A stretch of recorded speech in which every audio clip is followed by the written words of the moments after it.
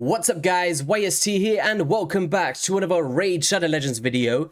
And today we are on the test server to showcase a fun variation of a composition that can speed farm the Iron Twins Fortress on every single affinity. Now I know what you guys are thinking, another video with a Geomancer. You're gonna go flip your chairs and all that stuff. The truth is that Geomancer is a one-of-a-kind champion, and to enable speed farming in particular, unless running unkillable teams with enemy max HP champions, he's the most efficient way to get through this boss due to the durations being extended on the Iron Brand debuffs in longer battles.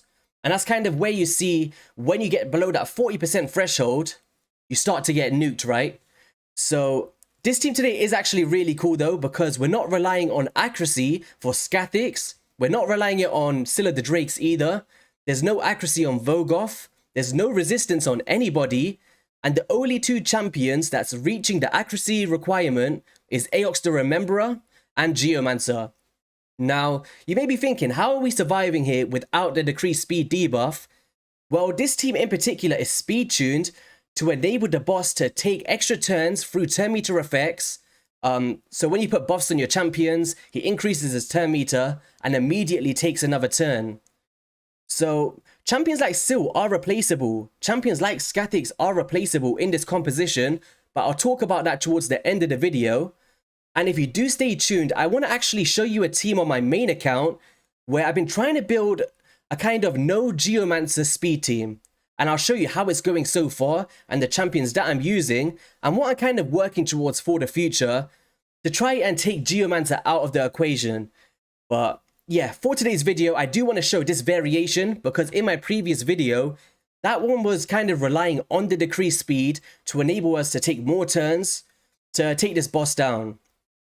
So I have trialed it on all affinities. I've got a run from the magic. And then today we'll focus on Spirit as well, but I've also tried it on Force. So let's get into the run. So in terms of this boss, he does like loads of annoying things, which we'll break down briefly soon. But decreased attack going out, HP burn going out, and the block debuffs, cleanse, and shield from our Skathix. And because he's placing multiple buffs and we haven't, on purpose, put the decreased speed on this boss, it's going to increase his turn meter, enabling him to take another turn practically instantly. Now, Aox does have a passive to extend the duration of random debuffs, and that works out really nice in keeping the debuffs up that we really want. Basically being the burns and the decreased attack for damage mitigation. So we're coming through here, keeping it smooth. And I'll show you the best times as well on the different affinities. All right, keep it nice here. Reflecting with the burns, keeping this nice. So this one doesn't look like the fastest that I've had. I've definitely had a lot faster up until this time at 1 minute. But let's see if it starts to ramp up here. The increased attack is about to fall off, so we need to get that up, Aox. There we go. And because he's just placing it, it makes it really solid for all affinities, right? Because when you're just placing, it's not a hit. So if you want to take him into the Spirit, the Magic, and all of that good stuff, you don't have to worry about affinities of a champion like Aox the Rememberer. So here we go. We're getting down to a nice threshold. This might be around 2 minutes. Here we go. Block debuffs going out. Oh, a decreased speed landed. That must have been a 3% chance because nobody has accuracy here. But I'll show you runs with the Magic affinity where it definitely didn't place. I pre-recorded those runs just in case something like this wanted to happen. So that's kind of slowing down our run here, unfortunately. So decreased attack going out again. It's not a bad thing to have the decreased speed, I guess. If you do want to factor that in, completely fine.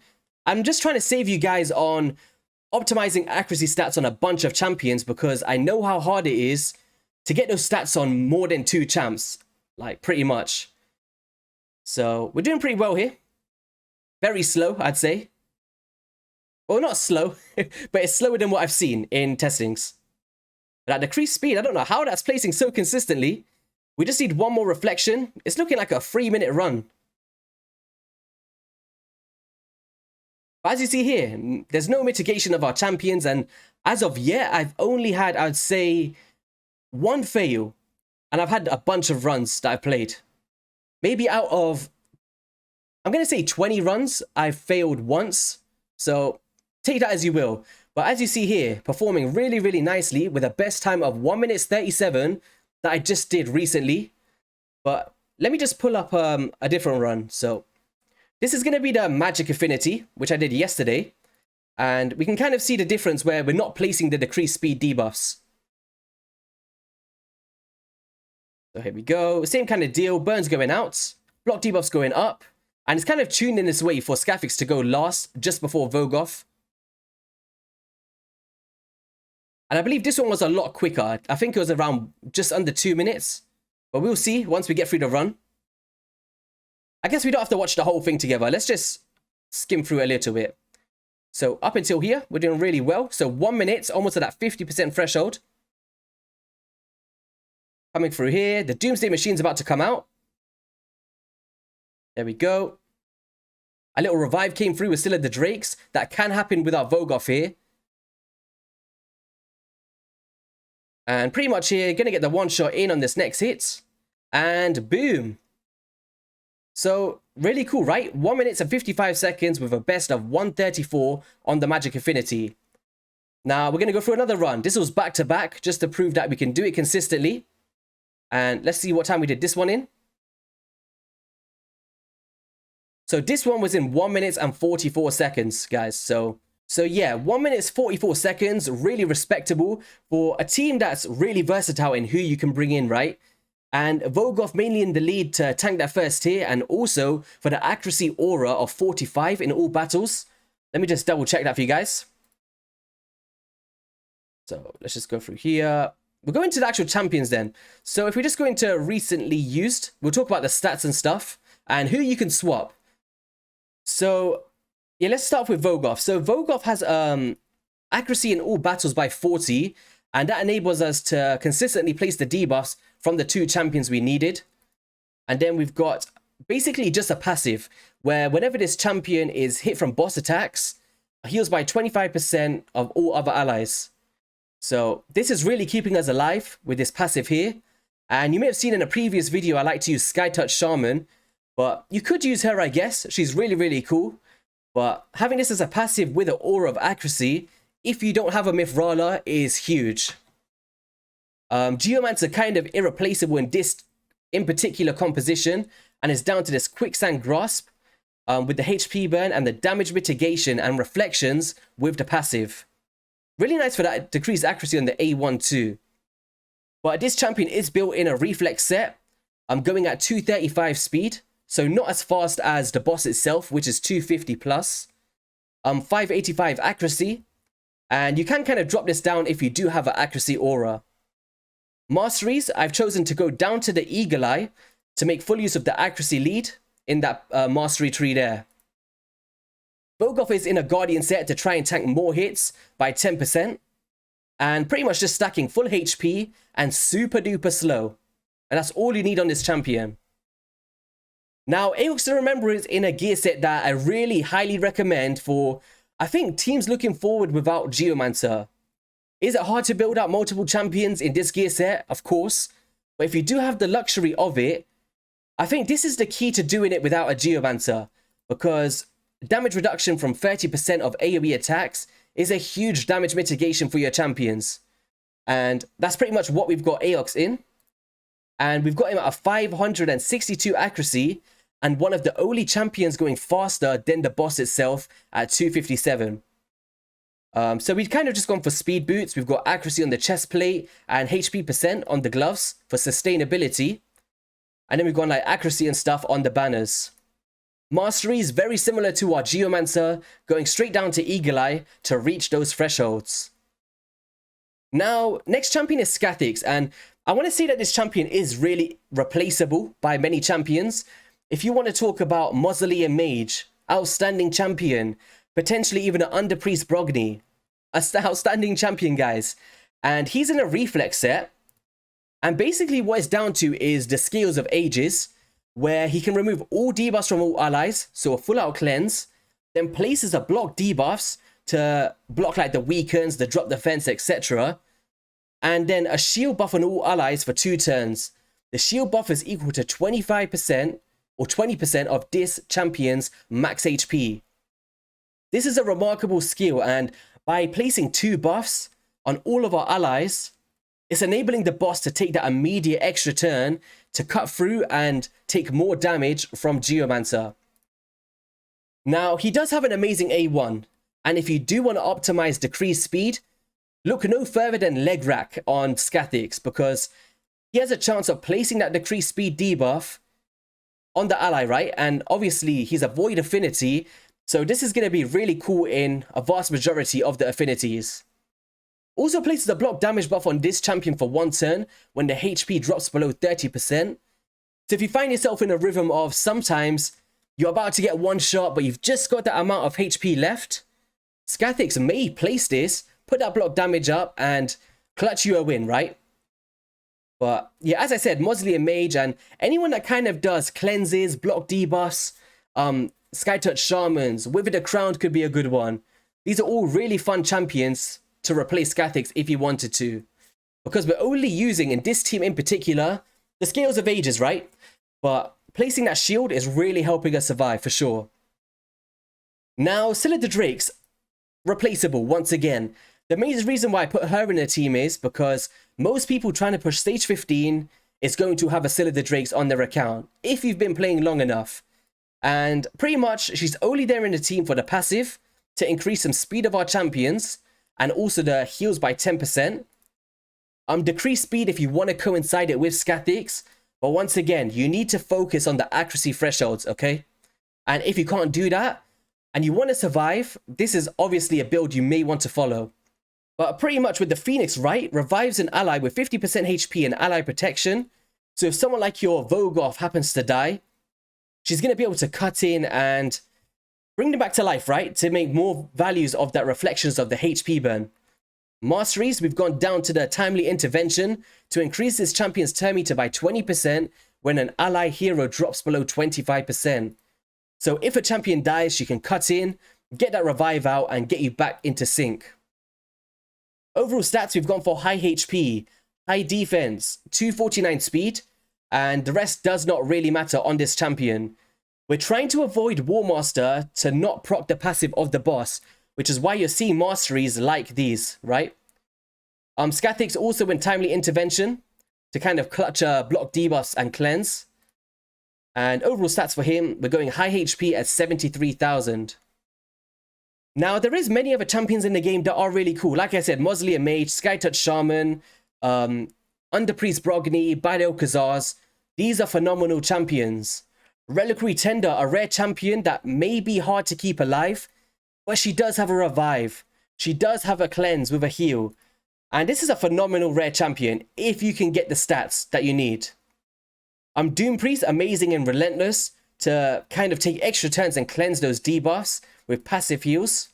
Really, really solid. Jarek for a consistent decrease attack if you don't have someone like an Aox the Rememberer. But remember, it's his passive that's making him remarkable here with a Steward of Time. Also that decreased attack that just places a heal that is kind of based on each debuff on the target. So if you've got multiple debuffs, that is a substantial heal. And a poison there to deal extra damage. Godseeker Canary I do usually use, but because I used her in a previous video, I don't want to replicate the same champion again. Skytouch Shaman, outstanding. Stag Knight, amazing. Mithrala Lifebane, MVP. Duchess, maybe even Dark Hail. These are all really cool options to bring into this boss. Now, what I'm going to do is, as promised, I'm going to go into my main account and talk about a team that I've been trying out, and hopefully you guys like it, and give you maybe an idea looking towards the future of Raid. So let's get into it. Alright then, so we are now on my main account, and we do have a Death Knight avatar. I believe for anybody that makes an OG Death Knight 6-star, they was giving these, according to the announcement anyway. And I'm not complaining. I'll take it. Shout out Death Knight, my boy. But yeah, what we're doing in shards, we're not trying to summon today. So let me just do a little teaser of a team that I've been preparing for you guys. And it's not ready yet. I have had a successful run sometimes. And for me, if it's not consistent, I'm not putting it out on my channel, because the last thing I want is for you guys to go out there, copy a team that I've won once and made look good, and then you trial it for yourself and it goes down the drain. So what I'm going to do is I'm going to take it into stage 13, and it's using more endgame champions. So we do have Underpriest and we do have Bad Alcazar, but we don't have a Geomancer. And I feel like this is a step in the right direction, seriously, because the way that Geomancer is working with the Iron Brand debuffs, we're getting to that 40% threshold as quickly as possible. But with this, we're trying to get the poison done as quickly as possible, coinciding Bad Alcazar with the cleanse and the poisons. Also, Mithrala does it on her A1 ability, and the reflections of Underpriest. It's kind of not as good as Geomancer, but it definitely helps out. So on stage 13, I've seen a 100% win rate, but stage 14, I'm going to say 50-50. And stage 15, I've had maybe 2 runs. Like, honestly, it may be... I'd say I've tried it like 10 times. So maybe not the best test as of yet, but we've had a couple of wins. But it comes down to a really good RNG. Now, for this team to be consistent, and I'm kind of thinking it could be, is going to be more sustainability and stalwart gear for damage reduction. Because if we can survive just that Doomsday Machine ability, I think this can work, guys. I really do. But this team here is not optimized. My Underpriest Brogany is built for my Clan Boss team. Godseeker Ineri's got crit damage gauntlets, so that's not good. And who else here? Stagnite, he's decently built, I guess. And my Bad Alcazar is built for my dungeon farming. I think if I just go full out on this and try to optimize it, we can do it. But it's going to be gear intensive. And I'm not sure if you guys want me to carry on trying this, because it is a big drain of my resources trying to do these things. So let me know in the comment section. Anyway, do you want me to keep trying at this to make it 100%? I'm not saying it will be 100%, but I could try, I guess.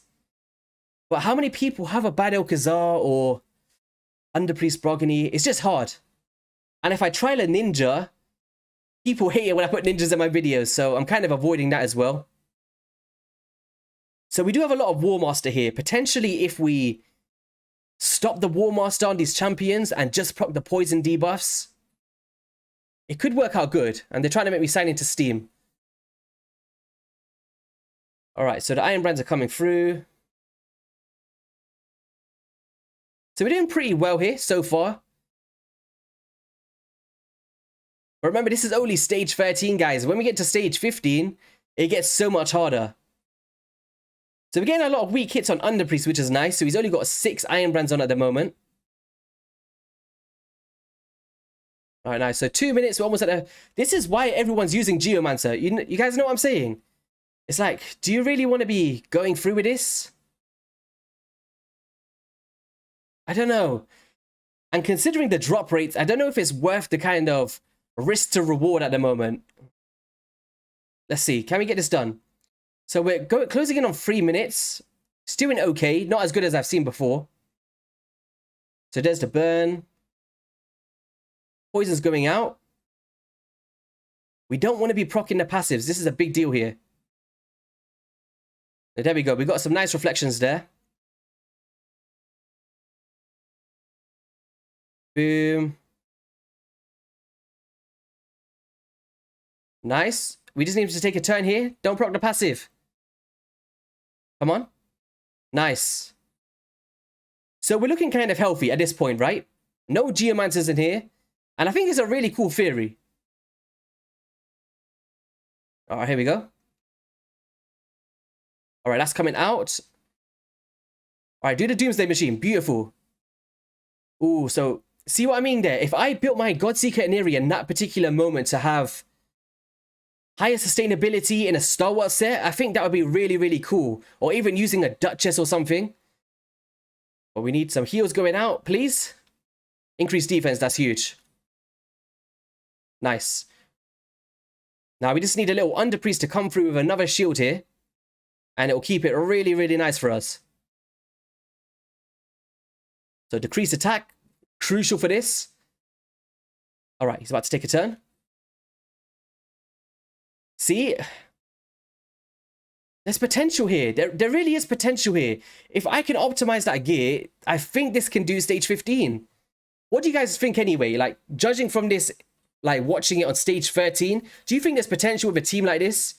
Of course, it's taking really, really long, but if we think about maybe even a Dark Hail to instantly activate the burns and poisons, alongside the poison sensitivity that he has, strip the War Master off our champions and just go for full poison damage?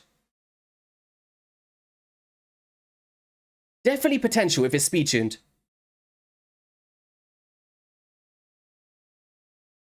Alright, nice.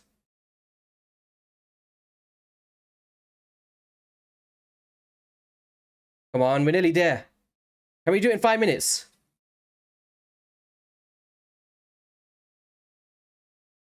It's just so long. Like, imagine doing this 12 times a day. I don't know if I can sit there and...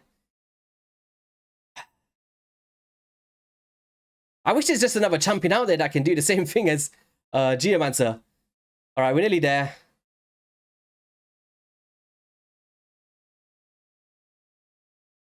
Can we get some more poisons out? This should be it now, the second he takes a turn. Alright, there we go. So that was stage 13 with a theory that I'm working on for the future. So I'm not going to kind of recommend this team as of now. It's just something that I've been having fun with behind the scenes. So yeah, 5 minutes 24 seconds on stage 13. It's decent, I guess. So if you guys don't have a Geomancer and you're just trying to progress, I guess it's a team you may want to try, but yeah, it's just a bit gear intensive with what I'm using on my account. So just to give you a glance, we're using like Reflex, Clan Boss builds, so like crit damage gauntlets and stuff, or crit rate. We've got Affinity Breaker on Stagnite. And yeah. But yeah, guys, that is going to be all for the video. If you did enjoy it, be sure to hit that like and subscribe button. And if you do want to see more Geomancer strategies, let me know in the comment section and I'll be sure to get some more out. But for now, I'm going to leave this one with you guys and I'll catch you guys on the next one. Peace.